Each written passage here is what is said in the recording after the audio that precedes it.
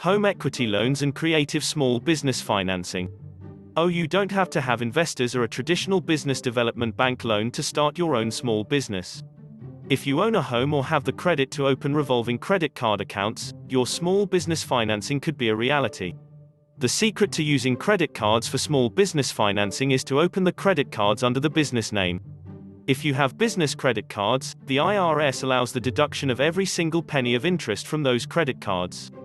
David Newton is a professor of entrepreneurial finance at Westmont College in Santa Barbara, California. He says there are basically two ways to use credit cards to finance a small business. 1. Asset acquisition such as purchasing equipment and supplies, and 2. Cash on hand is capital.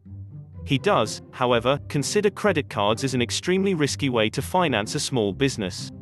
The use of credit cards should be replaced as soon as possible by more traditional bank financing and/or leasing arrangements, once the firm has reached the break-even point and monthly sales receipts can cover normal COGS, cost of goods sold, and overhead expenses. A more traditional approach is the home equity loan.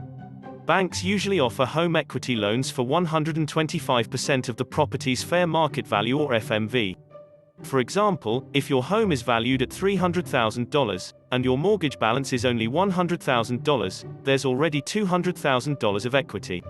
The bank would loan you the amount of the equity plus an extra 25%, or in the previous example, $75,000. You would then have $275,000 to start your small business. But, the credit card route allows deduction of all the interest, while the IRS limits the amount of the home equity loan for purposes of deduction. IRS Publication 936 limits the amount eligible for interest deduction to $100,000 or the actual value of the home minus the mortgage balance, whichever is less.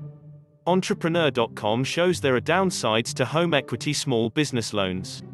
You may be asked to pay upfront fees, closing costs, or annual fees.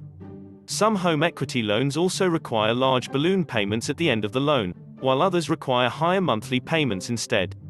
If you choose a loan with a large balloon payment, be sure you know how you will cover the expense. In some cases you may have to borrow more money to make the balloon payment. The biggest risk using your home as collateral is the potential loss of your home if the business fails or the loan defaults.